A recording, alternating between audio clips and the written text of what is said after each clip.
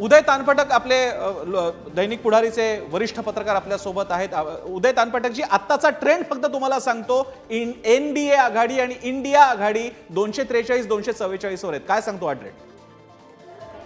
जो ज्या पद्धतीने चित्र निर्माण झालं होतं याच्या आधी, एक्झिट पोल नंतरचे चित्र होतं त्याचं वेगळं चित्र दिसतं आता, आणि दोन्ही सारख्या प्रमाणामध्ये आता दिसतात एकूण आत्ताच्या कलानुसार, एनडीए आणि इंडिया दोन्ही सुद्धा।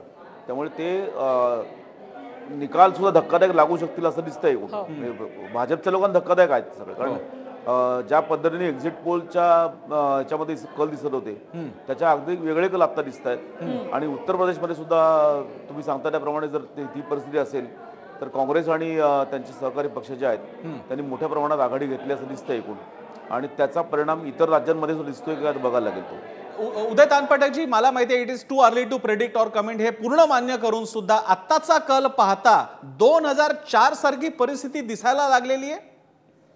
नाही, मला वाटत नाही इतकी वाईट परिस्थिती होईल भाजपची, कारण 2004 पेक्षाही आपण 9 नंतरचा जो भाग होता तो तशी परिस्थिती होऊ शकते, आणि भाजप आणि यांचं समान बलाबल राहील, पण खूप वाईट परिस्थिती असं मला वाटत नाही। अजून बऱ्याच फेऱ्या बाकी आहेत, अजून पुढे काय होईल ते बघावं लागेल आपल्याला याच्यामध्ये।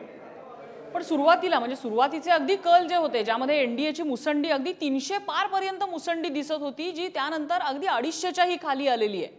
आणि हे जर कल आता आपण म्हटलं की अगदी प्रसन्नाने जसं मगाशी सांगितलं होतं की 50 जागांचा फरक पडेल, 100 जागांचा फरक पडेल, पण जी वूपिंग मेजॉरिटी भाजप दावा करत होतं 400 पार वगैरे, ते स्वप्न दिवा स्वप्नच राहणार। 400 पार तरी मलाही वाटत नाही, 400 पार होणार नाही हे भाजपच्या लोकांना माहिती असणार, ते त्यांनी प्रचाराचा भाग म्हणून त्यांनी केला असणार, किंवा कर्मचारी त्यांच्या कार्यकर्त्यांसाठी म्हणून त्यांनी केलं असणार। पण 300च्या आसपास भाजप जाईल, 300, 310, 320 पर्यंत जाईल असं अजूनही मला वाटतं। याच्यामध्ये इतकी काही वाईट परिस्थिती प्रसन्न जे म्हणाला त्याप्रमाणे होईल असं मला वाटत नाही। याच्यामध्ये अजून बऱ्याच फेऱ्या बाकी आहेत, पुढे काय होतं ते पाहावं लागेल। तानपटक जी, मी आधी स्वतःलाच करेक्ट करून म्हणालो होतो की या फेज पुरताचं हे विश्लेषण आहे। एक सांगायचा मुद्दा असा की समजा 300 पर्यंत भाजप जाताना दिसलं असं मानून चालूया, पण जर का इंडिया आघाडी 200-250च्या आकड्यात असेल तर भारतातला विरोधी पक्ष मजबूत होतोय।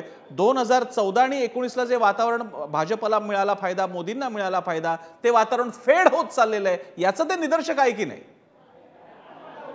नाही, विरोधी पक्ष मजबूत असायलाच हवा, असला पाहिजे, कारण त्यामुळे खरं लोकशाही खऱ्या अर्थाने जिवंत राहील असं मला वाटतं। आणि विरोधी पक्षांनी मजबूत होणं ही फार चांगलं लक्षण आहे आताच्या परिस्थितीमध्ये।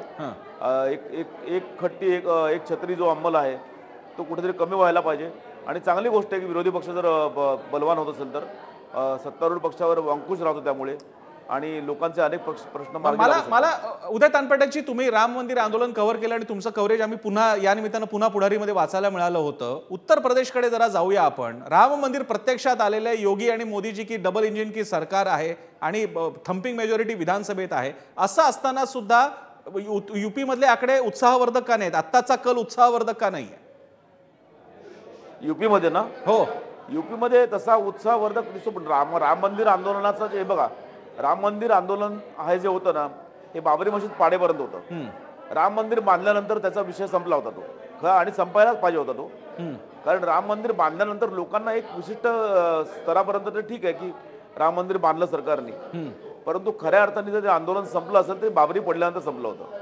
त्यामुळे त्याचा परिणाम फारसा होईल किंवा अगदी खूप मोठा स्वीप भाजप घेईल तिथे असं माझं काही मला वाटत नव्हतं, की त्या केवळ त्या एका मुद्द्यावर, राम मंदिराच्या मुद्द्यावर, तर त्याचा परिणाम आता दिसतोय आपल्याला तिथे। पण म्हणजे हक्काच्या अनेक जागा आहेत, जसे अरुण गोविल मेरठमधनं पिछाडीवरती आहेत, स्मृती इराणी आता पिछाडीवरती गेलेल्या आहेत, अमेठीमधनं ह्या ज्या जागा आहेत, म्हणजे स्मृती इराणींनी सुद्धा राहुल गांधींचा पराभव करून अमेठीवरती आमचं वर्चस्व आहे वगैरे असं दाखवून दिलेलं होतं। उत्तर प्रदेशामधला हा जो धक्का आहे, हे जे रिफ्लेक्शन जर बघितलं आपण तर ते भाजपला अंतर्मुख करा एक लेसन आहे त्यांच्यासाठी। तानपटक सर, नाही, स्मृती इराणी पिछाडीवर आहे का काय मला आत्ताचा कल आहे तो त्या पिछाडीवर आहे, कल आलाय, पण तरी मला वाटत नाही की ते स्मृती इराणी तिकडून पडतील असं मला वाटत नाहीये, तिथे ते येतील अजूनही असं दिसतंय एकूण। आणि भाजपची जी काही तिथली जी परिस्थिती आहे ती आता दिसते ती इतकी नाही, काँग्रेसची परिस्थिती सुधारेल तिकडे, काँग्रेस किंवा सपा जे काही कुठले दोन पक्ष आहेत। बरं, गुंतवणूकदार